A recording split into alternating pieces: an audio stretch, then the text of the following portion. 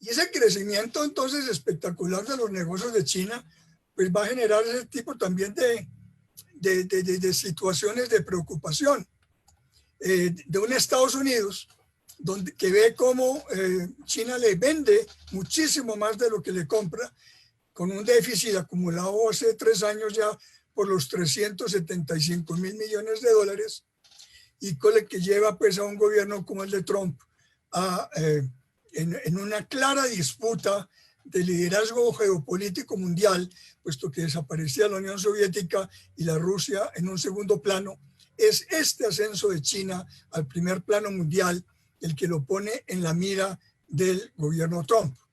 De un gobierno Trump, pues que no es simplemente a China, que para el mundo ha resultado un verdadero desastre con su neoproteccionismo, con su egoísmo del America First, con su planteamiento absurdo de que solo le sirven las relaciones comerciales con aquellos países con los que tenga superávit comercial, como si el equilibrio a nivel mundial no es que cada uno en ciertos sectores gana, en otros pierde, que en unos momentos tiene superávit y en otros tiene déficit. Este es un problema llevado ya inclusive a nivel de conflicto con la guerra comercial, que no solamente está planteada con China, que le ha sido planteada a Europa, sobre todo el sector automotriz, que le ha sido planteado a muchos países al denunciarles y cambiarles los acuerdos comerciales. Y en contrasta con esta posición, pues al contrario la de China, que ha pasado a ser el defensor de las reglas de juego universales a través de reglas multilaterales y de respeto a lo que está pactado. Pero el conflicto, yo diría que más comercial a nivel geopolítico, está planteado en el terreno tecnológico. Porque la tecnología es hoy en día la que va a marcar realmente las condiciones para dominar el mundo. Quien domine las tecnologías enormes que está trayendo el proceso globalizador en estas décadas, unas tecnologías disruptivas que están cambiando todo, condiciones productivas, condiciones de vida. Obviamente quien domine estas tecnologías va a tener la primera posibilidad de ejercer un claro liderazgo mundial. Ahí entiende uno entonces con nombre propio, para mencionar el caso de Huawei, todas las medidas que el año pasado adoptó el gobierno norteamericano contra esta compañía, al ponerse en evidencia que China realmente en el 5G venía avanzando de tal manera que podía desplazar a Estados Unidos del desarrollo de esta red móvil. Y eso pues es lo que alertó completamente al gobierno de Estados Unidos y que está también dentro de la guerra comercial. La otra afectación de un mundo que haya pasado a deslocalizar completamente las producciones y a manejar cadenas globales de valor es que esto también, sumado al COVID-19, porque la pandemia también está cambiando cosas, va a generar una serie de afectaciones y de ajustes en lo que es el uso tradicional de cadenas globales de valor, en las cuales China ha tenido una presencia muy importante. Pero no solamente es esta disputa de liderazgo, sino también la proyección mundial que China se ha dado. China se lanza al mundo, no solo menciono el caso de la nueva ruta de la seda, con la cual busca pues interconexión no solamente en toda la región asiática, sino con el oeste de África y con Europa, en todo un cinturón de conexiones, tanto marítimas como férreas y oleoductos, que le da una presencia de tipo mundial. En ese posicionamiento mundial es de destacar entonces cómo también China va generando una contraparte al tradicional dominio de las naciones occidentales, en donde en un G7, con excepción de Japón, pues todas las demás son naciones occidentales. Y la aparición del BRICS, juntando inclusive países con problemas serios. Hoy en día, ustedes saben, hay inclusive nuevamente disputas de frontera entre la India y China. Pues sin embargo, a través del BRICS ha habido una aproximación de naciones que pueden jugar un papel muy importante a nivel mundial. Entonces, esa situación le da a China también la posibilidad de trabajar elementos de posicionamiento internacional en su geopolítica, apuntando a un nuevo orden mundial. Un nuevo orden mundial que con la generalización de un mundo multipolar son muchos los que van a estar en la pelea, pero bajo un liderazgo clarísimo de un eje Estados Unidos-China, que va a ejercer ese liderazgo bipolar alrededor sobre todo de la disputa de lo tecnológico, pero conformándose también nuevos ejes de poder en la escena mundial, porque no hay que olvidar que China y Rusia vienen liderando un nuevo megabloque euroasiático, agrupando a varios países de la zona, generando un núcleo distinto al tradicional atlanticista u occidental. Y con los cambios finalmente que debe traer el COVID-19, que debe alterar también distintos elementos en la geopolítica mundial. En base a estas reflexiones muy breves, como para situar el tema, es que entonces a mis tres invitados yo les tengo las preguntas siguientes. En la disputa por el liderazgo mundial, ¿qué opinan de la confrontación alcanzada con los Estados Unidos en la guerra comercial y sus consecuencias para el mundo? ¿Qué papel está teniendo la tecnología, en particular la disputa por la primacía en el 5G? ¿Qué razones hay detrás de la defensa china del multilateralismo y del proceso de globalización? ¿Le impactará a China el recorte que habrá en las cadenas globales de valor? ¿Cómo ven la proyección internacional china a través de la nueva ruta de la seda y si América Latina tiene algún escenario posible de incorporarse? ¿Cómo ven las relaciones ya particulares de China con América Latina en materia de comercio e inversiones? Sobre todo teniendo en cuenta que cuando América Latina venía con sus procesos de integración, haciendo un enorme esfuerzo de diversificar la composición y la estructura exportadora para incorporar productos de valor agregado, la demanda china nos ha reacomodado a unas condiciones de países exportadores de commodities. Y por último, en la pospandemia, ¿qué papel están viendo China en un nuevo orden mundial? Entonces, mis invitados, si les parece, y un poquito con lo de las damas primero, le vamos a dar primero entonces el paso a Isabel y a Beatriz y luego a Fernando. Primero entonces vamos a comenzar con nuestra amiga y colega Isabel Rodríguez, que es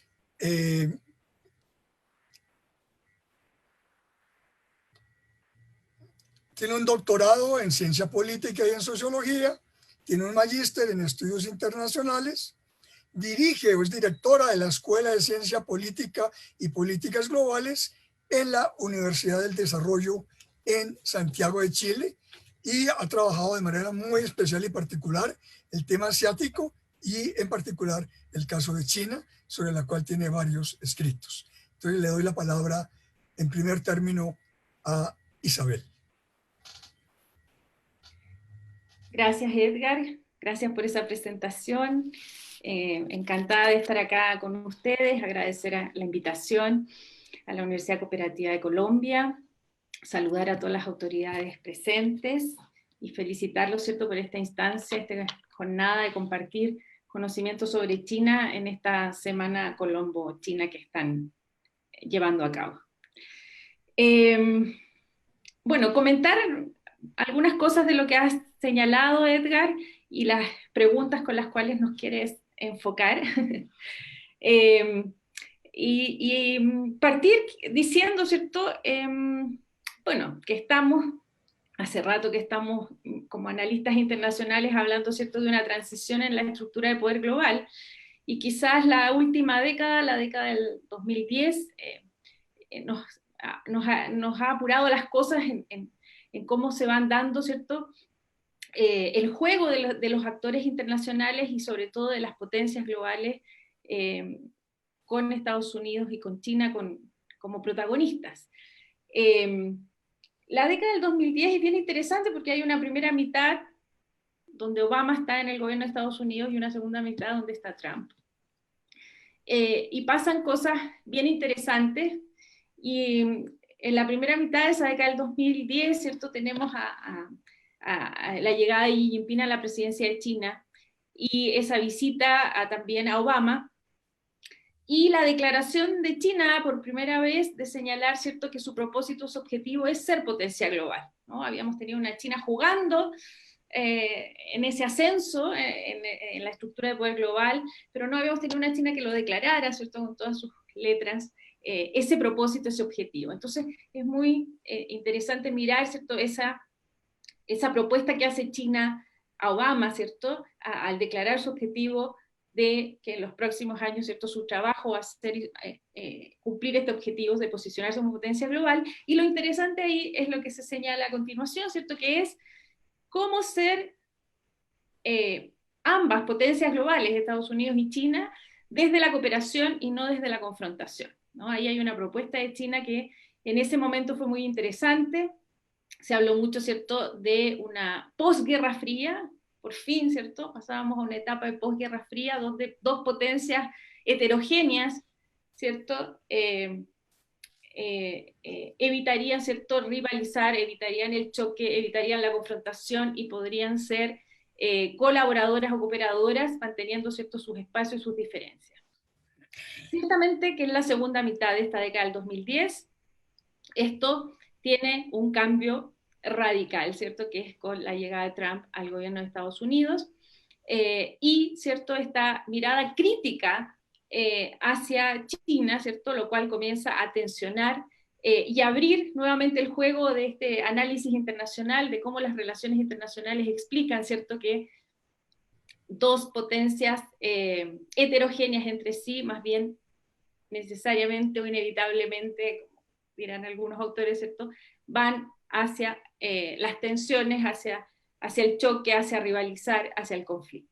Entonces, estamos en un contexto, ¿cierto?, en que está cambiando, ¿cierto?, el orden internacional, ese orden internacional post-Segunda Guerra Mundial, construido y liderado por Estados Unidos. Entonces, en este desorden internacional uno podría mencionar dos causas, y esas causas nos llevan a Estados Unidos. Uno es el repliegue, ¿cierto?, de Estados Unidos de esa sociedad internacional o de ese orden post-Segunda Guerra Mundial que estaba liderando, y lo hemos visto, ¿cierto?, con distintos hechos, su salida, ¿cierto?, de espacios multilaterales. Edgar lo explicaba muy bien, ¿cierto?, America First, y esta tendencia unilateral, esta tendencia proteccionista, nacionalista, ¿cierto?, es de alguna manera lo que ha desordenado, ¿cierto?, este orden internacional que íbamos funcionando, construyendo. Y la segunda causa, ¿cierto?, es que además de eso, ¿cierto?, hay de parte de Estados Unidos una confrontación con la potencia en ascenso. Y esa potencia en ascenso es China, ¿verdad? Entonces esos dos elementos es lo que genera el escenario actual y lo que genera el desorden. Y la teoría de las relaciones internacionales nuevamente nos dice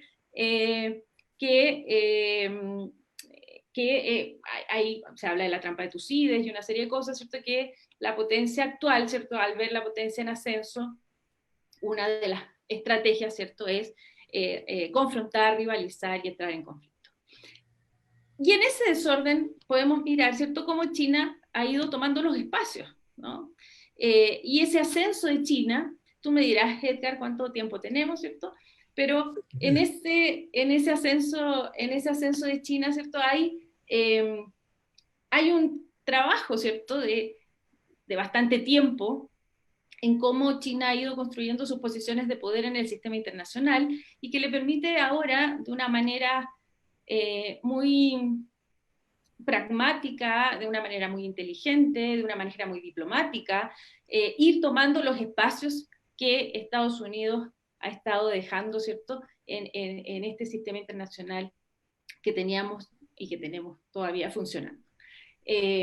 Pero ese lugar de China, ¿cierto?, ese ascenso de China, lo que yo quiero señalar o el énfasis que quiero hacer es que es bastante, desde mi perspectiva, es bastante sólido. Hay una construcción de décadas atrás, ¿cierto?, que hacen una posición firme, ¿cierto?, de que China diga, bueno, mi propósito ahora es ser potencia global y jugar en esa bipolaridad heterogénea, ¿cierto?, con Estados Unidos y con lo que eso conlleva, ¿cierto?, aún las situaciones de confrontación o de conflicto que se puedan dar.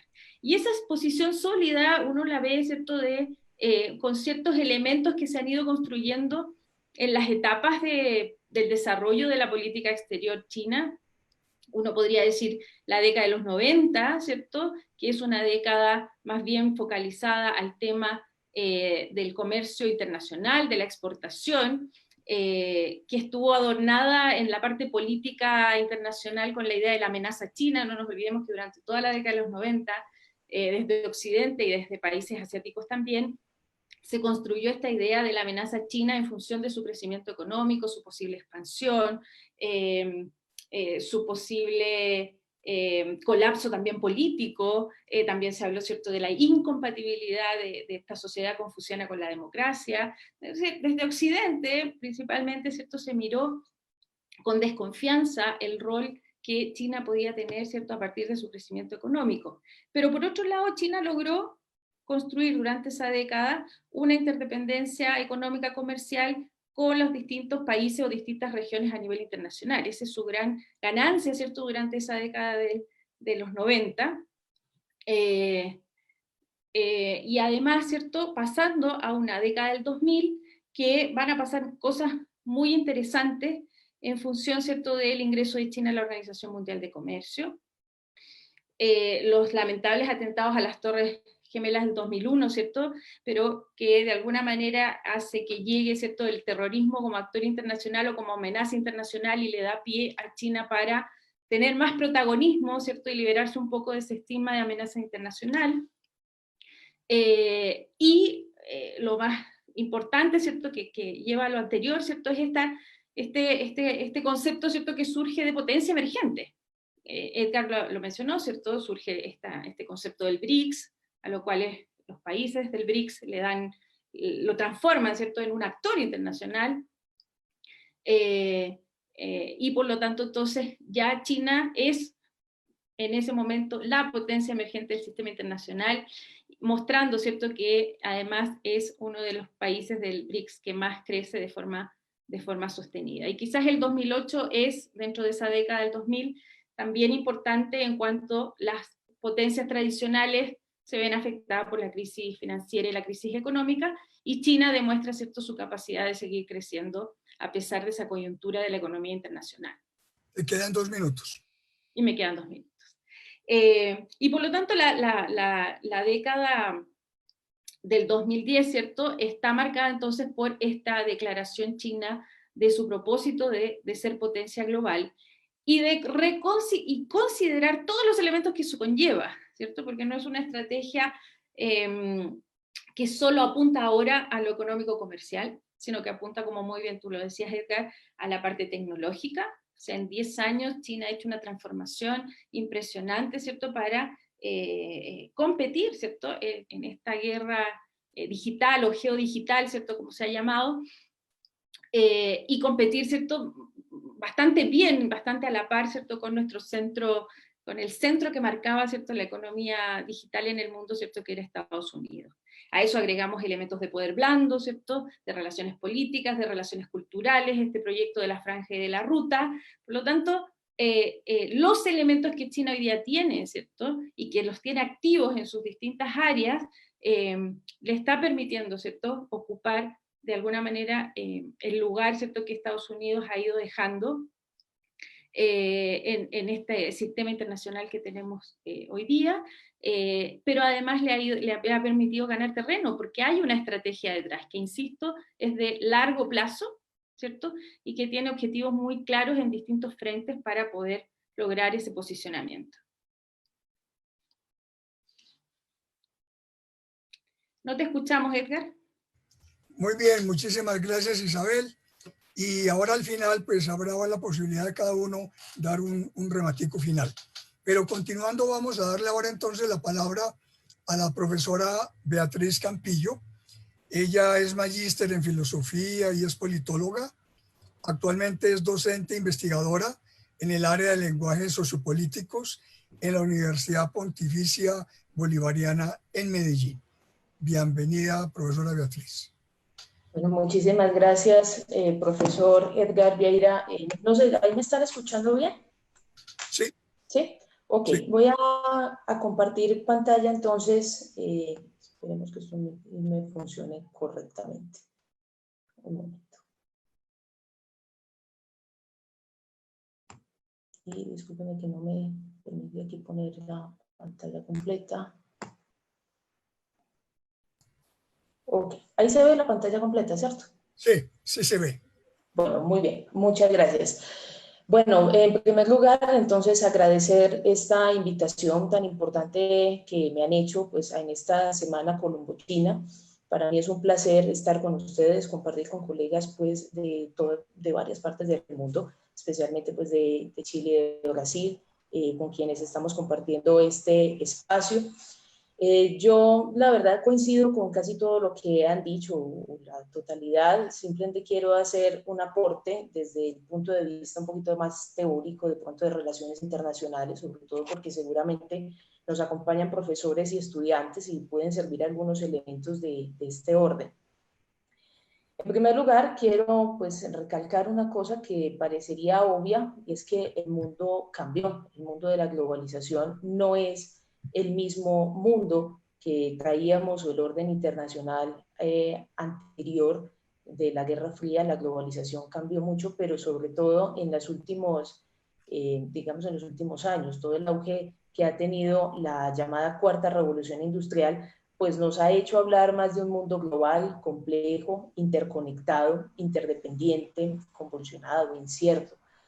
Y eso ha llamado la atención de grandes teóricos, y en particular quisiera referirme a uno para comenzar, para situar algunos conceptos, que es el profesor Joseph Nye. Ahorita estaban citando unos conceptos de él que aquí voy a retomar. Y bueno, él lo que llama la atención es que el poder como tal cambió. Recordemos que una de las formas clásicas de definir el poder es la imposición de una voluntad sobre otra. Sin embargo, esto que sigue siendo cierto, la manera de hacerlo es tal vez la que más ha cambiado y lo que el profesor Nye suele subrayar. Por eso él dice que se debe entender el poder como la capacidad de influir en los demás para alcanzar tu objetivo. Y él lo divide en dos grandes temas que han cambiado entonces. Para Joseph Nye, lo primero que se ha dado en el mundo es la transición del poder. Y la transición del poder es sobre todo el giro que se ha dado de Occidente a Oriente, el regreso a Asia. Él dice que esto de Asia, y lo recalca muchísimo, históricamente lo podemos ver, pues no es nuevo. El tema de pensar en Asia no es una novedad en el sentido histórico. Ha habido momentos en la historia donde ese ha sido el foco geopolítico, pero estábamos acostumbrados, sobre todo por el tema de Guerra Fría y principio de globalización, a mirar mucho Occidente. Entonces, de alguna manera, él llama la atención sobre ese cambio, pero también está el cambio de poder que se da entre los estados. China, como ahora lo mencionaban, aparece como potencia emergente y eso hace que las relaciones internacionales se modifiquen y que aparezcan esas tensiones de las cuales el profesor Edgar ya hacía también un poco alusión. Lo más interesante de este nuevo escenario internacional es la difusión del poder. Y ahí es donde se va a mover, digamos, las cuestiones más importantes, de los estados a los actores no estatales. Por ejemplo, el hecho de que hoy, cuando se habla de la guerra comercial, se tenga que hablar de empresas directamente como Huawei, que ahorita lo estaban mencionando, pues habla también de esa difusión del poder que tenemos de manera internacional, lo cual además coincide con las llamadas megatendencias. Se ha presentado en muchos lugares pues, este tipo de lecturas. Este es uno de los informes más importantes que señalan 4 puntos fundamentales de megatendencias a 2030, y quisiera destacar sobre todo esos que señalo allí: la difusión de poder, que no hayan poderes hegemónicos, el poder más entendido como redes, coaliciones, un mundo multipolar, y por supuesto el empoderamiento individual, que se ve acelerado por factores como la reducción de la pobreza, el aumento de la clase media mundial, un mayor nivel educativo, uso generalizado de nuevas tecnologías.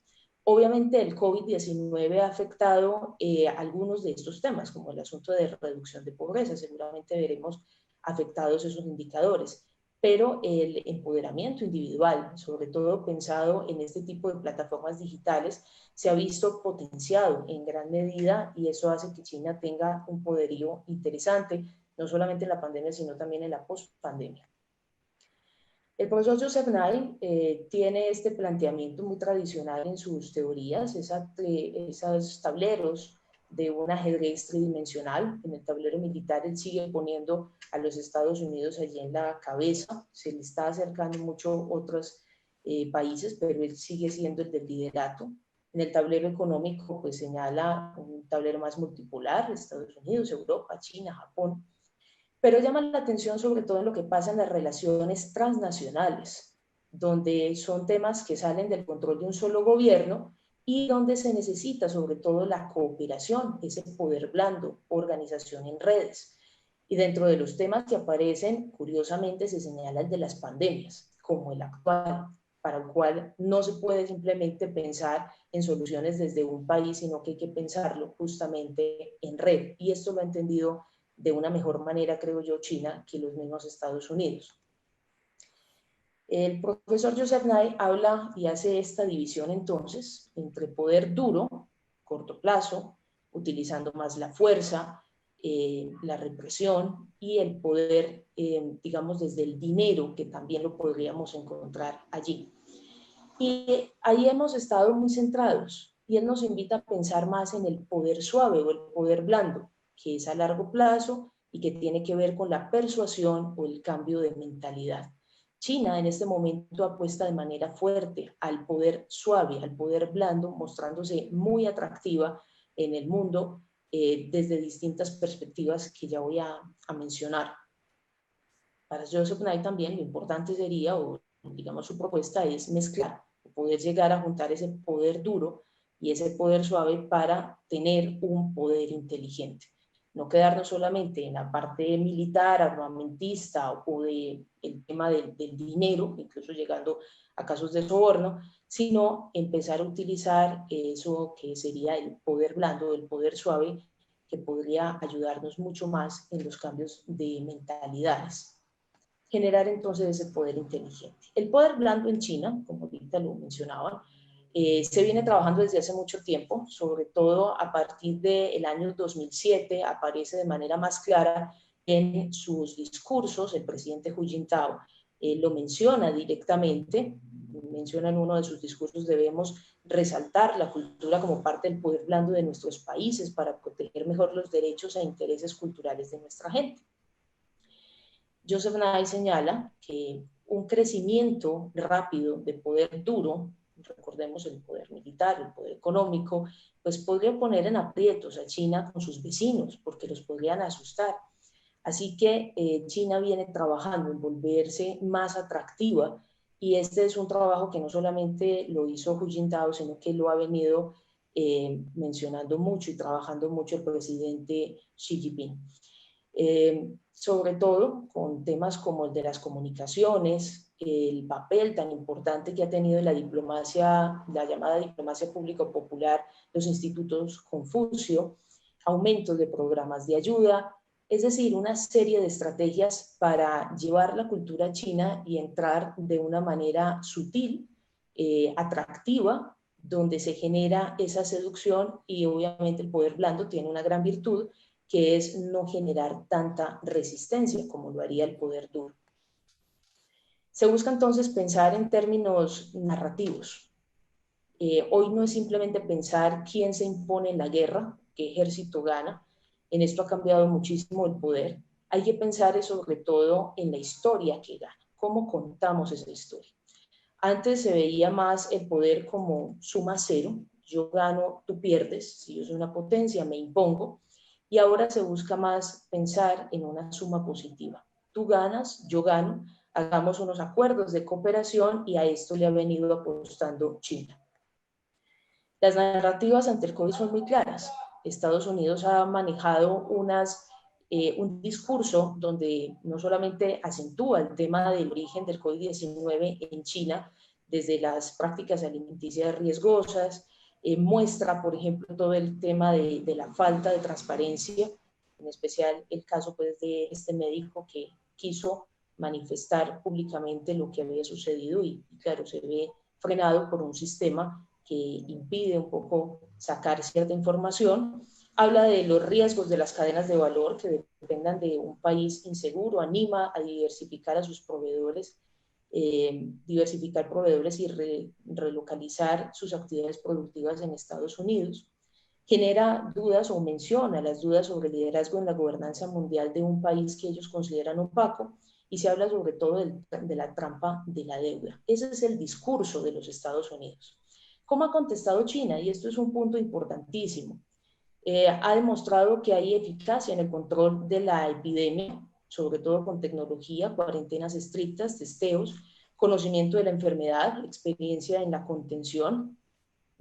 Se muestra incluso como legitimadora de la OMS, colaboradora con ellos y ahora también de la ONU.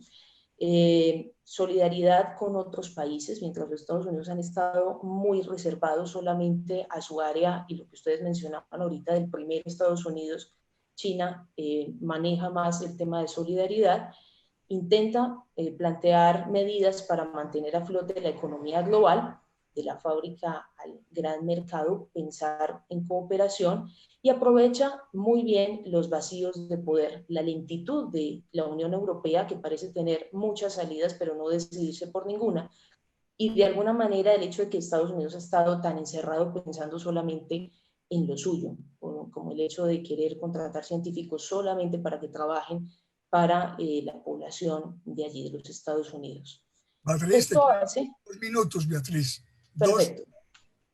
Sí, esto hace que el sistema democrático imperante en los Estados Unidos pues genere que se necesita más el apoyo popular, mientras que en China, que se tiene un partido único, pues sea más fácil tomar decisiones rápidas, efectivas, y esto es lo que ha tratado de mostrar China. Menciono esto de manera muy rápida, de pronto ahorita volveré sobre ello en la parte final. Y es que el poder inteligente también ha sido estudiado por Byung-Chul Han, es otro de los teóricos actuales. Hace énfasis sobre todo que el 5G, toda la cuarta revolución industrial nos permite tener muchísima información. Es el paso entonces de la simple biopolítica de estadísticas de natalidad, mortalidad, morbilidad, a tener datos mucho más fuertes, y China es muy fuerte en esto. Se habla de un gran hermano, de un control digital y una forma de identificar fácilmente por medio de cámaras y de inteligencia artificial. Por tanto, este es un tema que me gustaría de pronto si al final pudiéramos volver sobre él, lo dejo simplemente planteado. ¿A qué le apuesta China?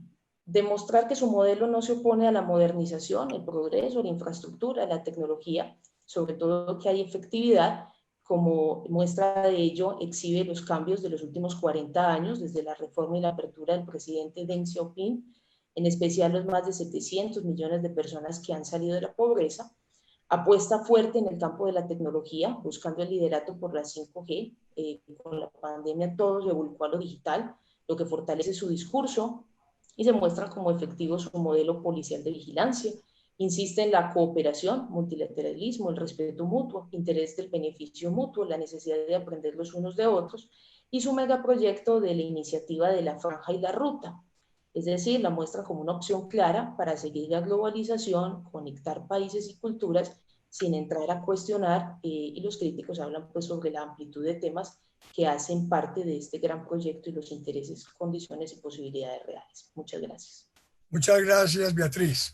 Ahora tenemos entonces la intervención del profesor Fernando Romero Wimmer.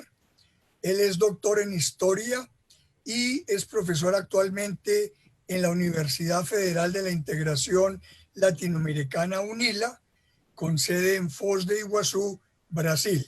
Adelante, Fernando. Bueno, buenas tardes a todos y a todas. Muchas gracias, Edgar, por la invitación. Un placer estar aquí, acompañado de las intervenciones también de las dos colegas, de Isabel y de Beatriz. Y bueno, y un saludo para todos los organizadores, organizadoras y presentes. Yo voy a tratar de ser rápido por el tiempo, y a medida de que voy exponiendo, intentar responder a las preguntas de Edgar. Creo que para hablar de una transición a un nuevo orden internacional y el ascenso de China, tenemos que partir primeramente de algunas características económicas inmediatas, que bueno, sirve obviamente la presentación de las colegas y el planteo inicial que hizo el profesor Edgar, digamos, de la reforma de hace más de 40 años, iniciada por Deng Xiaoping. Y algunos de esos datos son los siguientes. China hoy es la segunda potencia mundial. Entre el 77 y el 2017 ha crecido un promedio de 9,5% anual. Y además, desde 2011 es la principal potencia industrial. Es decir, ha superado a los Estados Unidos y hoy le permite reunir el 15% del valor agregado mundial desde 2017. Tiene 3 de las 10 mayores bolsas de valores del mundo, Shanghai, Hong Kong y Shenzhen. Lidera los rankings de los bancos comerciales, donde los 4 primeros bancos son bancos estatales chinos.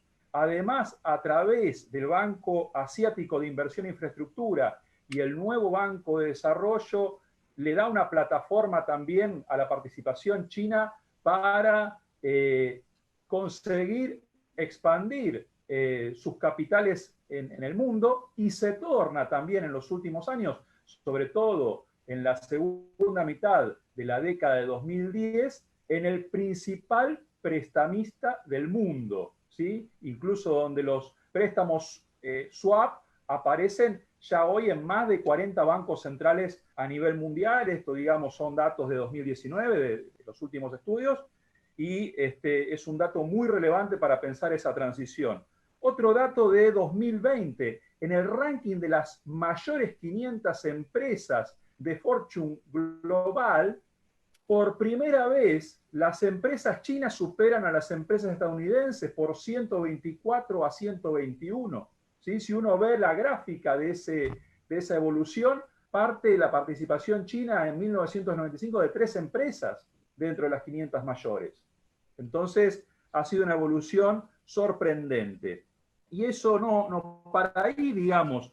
Hoy, si pensamos la evolución de la economía mundial, donde hay caída masiva de todos los PBIs, donde ha sido desastroso el manejo no solo de la pandemia por parte de los Estados Unidos, sino también de su propia economía, hoy China, si bien crece muy poquito, es la única economía dentro del G20 que va a crecer un 1,8%, y además la previsión para 2021 es que duplica el porcentual de crecimiento de los Estados Unidos, volviendo a un 8%. Entonces son datos muy sólidos, materiales, que nos abren precisamente claramente ese papel de China como nueva potencia mundial en transición, obviamente, ¿no? Segundo elemento, el papel de la nueva ruta de la seda, el Belt and Road Initiative. ¿Qué estamos viendo ahí precisamente? Que cada vez son más países los que se involucran comercial, de forma financiera y a través de las inversiones con China, donde incluso la propia ruta de la seda le abre las posibilidades de ampliar las concesiones de puertos a China en el Índico, pero también en América Latina, donde precisamente Panamá, que ha sido de alguna manera el puntapié de las vinculaciones con la nueva ruta de la seda, tiene hoy en el canal de Panamá concesiones de 2 puertos del canal. Además, está en negociaciones de forma casi inmediata de que tengan suceso, tengan éxito en la próxima cumbre del ASEAN, de consolidar lo que sería iniciar el mayor tratado de libre comercio de la historia con los países de la ASEAN, más Japón, más Corea del Sur, más Australia y más Nueva Zelanda. Tercer elemento, el tema de la contraofensiva que hizo China respecto a la pandemia. Es decir, no solamente consiguió un éxito relativo de controlar rápidamente la expansión del brote en su propio territorio, sino que además respondió diplomáticamente en términos internacionales con cooperación internacional, ¿no? Con envío de insumos, de ayudas médicas. Entonces, eso fue una contraofensiva diplomática. Incluso recuerdan que estaba la cuestión de culpabilizar a China y el tratar al COVID-19 como el virus chino o el virus de Wuhan. Y eso me parece que fue una forma también de China de conseguir una suerte de referencia internacional a partir del manejo de su propia pandemia, pero además del accionar de cara al mundo. Y los lineamientos de esto están en el último libro blanco del COVID-19 que el gobierno chino desarrolló. Además, el papel dentro de la OMC, mientras Estados Unidos, bueno, ahora digamos anuncia su ida, pero en un momento acusó a China de ser precisamente un agente de relaciones públicas, a la OMS, de un agente de relaciones públicas de China, China terminó respondiendo con ampliar la concesión de apoyo a la OMS con unos 2.000 millones de dólares adicionales. Y además el anuncio del propio gobierno chino de hacer de la propia vacuna un bien público que pueda ser suministrado al mundo. Digo, estos son elementos importantísimos en términos de un cambio de referencias en términos internacionales. Digo, ese debate de culpabilizar a China volvió ahora con las manifestaciones del presidente Trump en la Asamblea de Naciones Unidas. Esas referencias, digamos, retomando incluso los que las colegas mencionaban, digamos, del deseo de China en los últimos años, manifestado incluso por el presidente Xi Jinping, ya cuando era secretario general del Partido Comunista Chino en 2012, del sueño chino, ¿sí?, del Chongguomen, aparecen de alguna manera, si bien hay, digamos, inicialmente estaban las cuestiones de colaboración y cooperación con Estados Unidos y de interdependencia, el incremento del papel de China en términos económicos y diplomáticos a nivel internacional hacen emerger un nuevo papel de conflictividad en el mundo. Y esto se manifiesta, bueno, en los últimos tiempos con el incremento de las tensiones comerciales, tecnológicas con los Estados Unidos, pero también con la cuestión de conflictividad sobre Taiwán, sobre el mar del sur de China, tensiones que incluso derivan en aliados de los Estados Unidos, como por ejemplo las tensiones respecto a la India en la frontera con China. Entonces, las cuestiones de la conflictividad no quedan apaciguadas por más que haya una intencionalidad de hacer uso solamente del poder suave que le da el crecimiento comercial, financiero y de inversiones a China. Entonces, ¿por qué señalo esto? Porque esto además da lugar a pensar que China no se queda, después de, incluso para remontarnos a la historia de más de 100 años de humillaciones que vivió China y que está presente en la historia del pueblo chino, que vivió, decía, desde la Primera Guerra del Opio hasta la ocupación japonesa, de quedarse solamente con lo que pasa allí y no pensar las posibilidades de conflicto. Y en ese sentido, vale hacer referencia a que hoy China es el segundo gasto militar del planeta. Ya en 2017 inauguró su base militar en Djibouti. Las declaraciones oficiales son que no necesariamente sería la única base militar y además es la tercera potencia en términos de arsenal nuclear después de Rusia y después de los Estados Unidos. Por lo tanto, bueno, hay un nuevo papel de China que obviamente es inevitable pensar. Esto también se ha visto en la historia más inmediata en el papel que tuvo China en las misiones internacionales de paz de las Naciones Unidas. Ahora también recientemente acaba de ser publicado un libro blanco sobre las misiones internacionales, 30 años de misiones internacionales, y que es precisamente el segundo contribuyente económico de las misiones de paz y el primero en términos de efectivos que se mandan a esas misiones de paz, sobre todo en África, pero tengo entendido también, bueno, hay un representante, una persona que de Camboya, creo que también en Camboya estuvo participando dentro de una de esas misiones de paz. Y bueno, precisamente también hay un nuevo papel internacional de las Fuerzas Armadas chinas, donde el tema de la seguridad internacional de las rutas cobra relevancia dentro del libro blanco de la defensa en la nueva era, ¿no? Es decir, en ese sentido, creo que hay que pensarlo con varias aristas, tanto yo me inclino de pensar la cuestión económica fuertemente relacionada con el desarrollo de las relaciones diplomáticas y el poder militar. Muchísimas gracias, Fernando. Bueno, lo que hay que tener en cuenta es que lamentablemente el tiempo es inexorable. Formamos parte de una programación en donde a las 4 entra otra mesa redonda. Nos quedan 6 minutos. Dentro de esos 6 sería que cada uno en 1 minuto y medio haga una reflexión final. Yo resumiría esto. Nuevo orden mundial desde la Segunda Guerra Mundial imparable. Un poder que cambió con un siglo XXI que es amarillo frente al dominio tradicional de Occidente.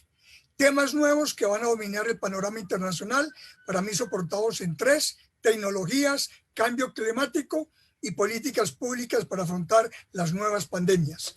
Y por último, un avance imparable de China por encima de los demás, pero donde evidentemente está generando ya muchos conflictos en la propia región, en su vecindario, y ojalá esto no pase a mayores y pueda haber un poder suave que lleve a un poder inteligente. Continuamos en su orden. Isabel, tu reflexión final.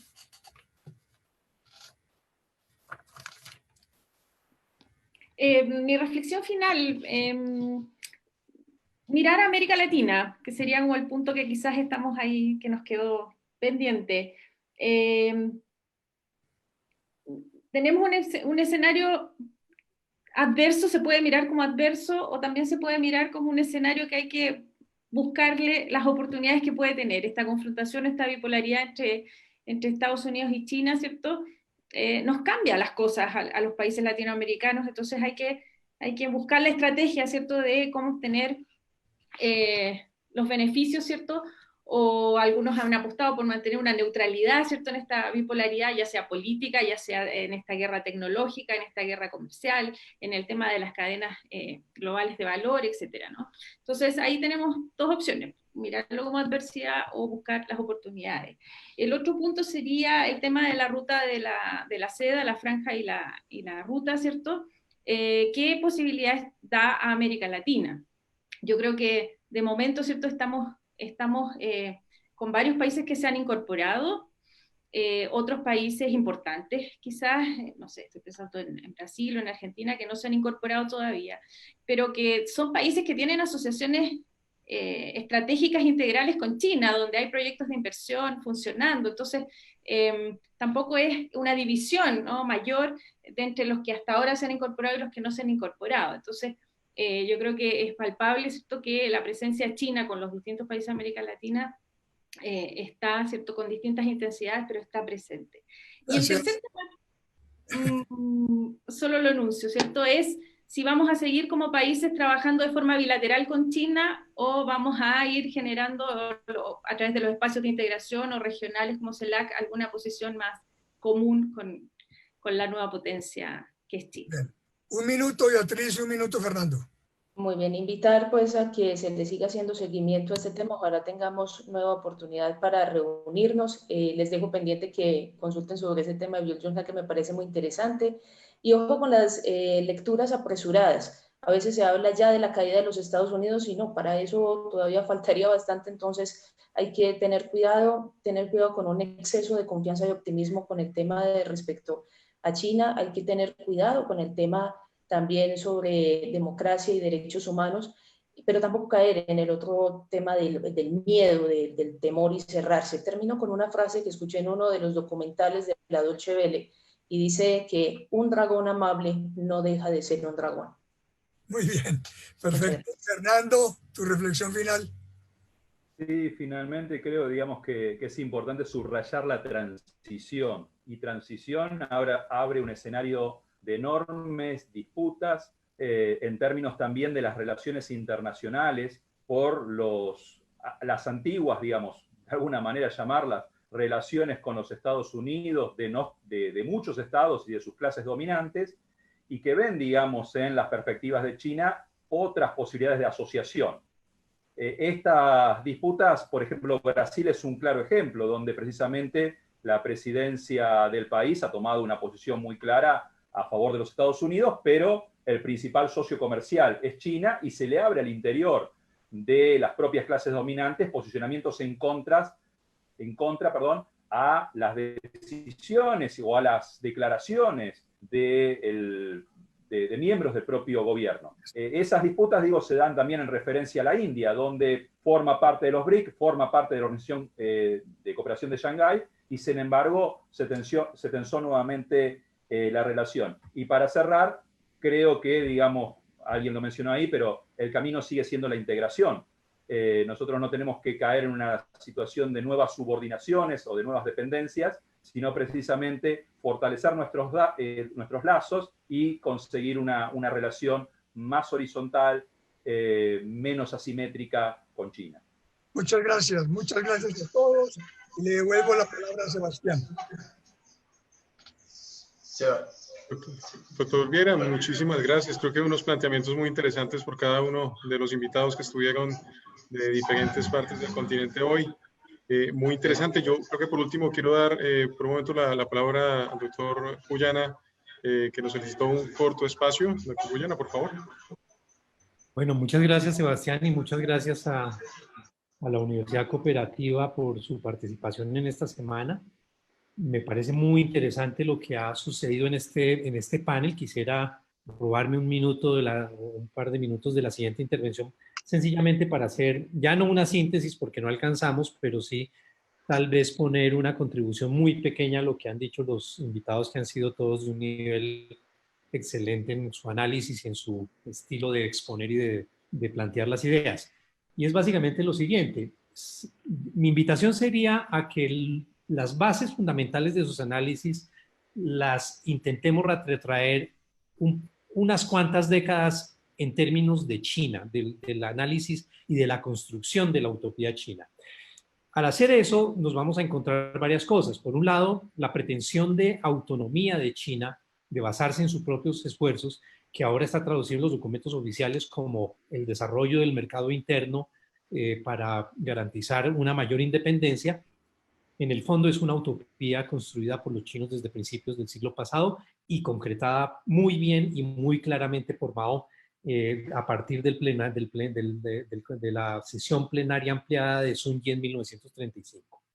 Segundo, en el ADN chino está la cooperación, no la confrontación, ¿no? Y eso está desde el Tao Te Ching, si queremos decir ya no décadas, sino milenios. Y eso permite entender por qué el patrón de crecimiento del poder de China corresponde a un mismo espacio territorial. Nunca fue un imperio depredador, pero fue un imperio.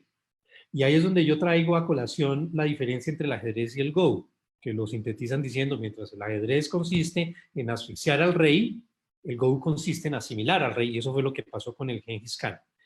Y en ese mismo sentido está que eventualmente frente a lo que estamos no es una opción latinoamericana de decidir entre si nuestra dependencia cambia de polo o si realmente hay otro polo en el que tengamos que relacionarnos con dependencia o con mayores grados de cooperación. Que yo tengo la intuición de que el discurso chino, elaborado además y perfeccionado en la conferencia de Bandung del 56, es eso, ¿no? Igualmente, en el ADN chino, digamos, uno tiene que entender qué es lo que está pasando internamente en China, por qué los chinos están utilizando verbalmente por lo menos un nivel de confrontación muy alto entre sus diplomáticos, cosa que yo no había visto hasta ahorita. Y también eso responde a un principio de la política exterior china que corresponde además a un principio de la defensa, de la concepción del planteamiento militar, y es el principio de autodefensa. China no ataca, sino que reacciona cuando lo atacan para defenderse. Segundo, el principio de victoria. Solo se mete en aquellas peleas que está seguro que va a ganar. Y eso fue lo que explicó el triunfo militar de Mao.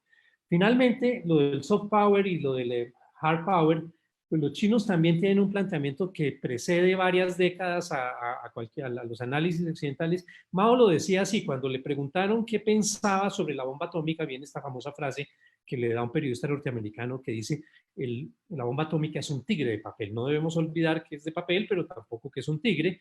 Pero finalmente China logró derrotar a unos enemigos enormes internamente y externamente, como decía Mao, con millo y fusiles. Fue la superioridad moral y política y la mayor claridad política la que permite que un grupo de desarrapados termine haciendo la más grande transformación del siglo XX después del triunfo antifascista en Europa y en Asia, que es la siguiente. Cuando Mao se toma el poder, lo que pasa en términos netos es que el 25% de la población sale de la esfera de control de Japón y de las potencias occidentales. Eso fue en términos geopolíticos, eso tiene un enorme significado. Y claro, nosotros debemos tener un poco, yo creo que estos debates hay que seguirlos y están todos invitados a una tertulia después, pero me simpatizó mucho la frase del dragón. Los chinos, el dragón en efecto para los chinos solo es un ser benevolente. De hecho es el único animal celestial de todo el zodiaco. Pero eso apenas oí la frase se me vino la siguiente a la cabeza, pensando ahora que estamos analizando si para América Latina y para China será mejor Biden que Trump, los chinos dicen lo siguiente: no cabe la menor duda que hay enormes diferencias entre una liebre, entre un zorro y un lobo, pero desde el punto de vista del conejo son más importantes sus similitudes.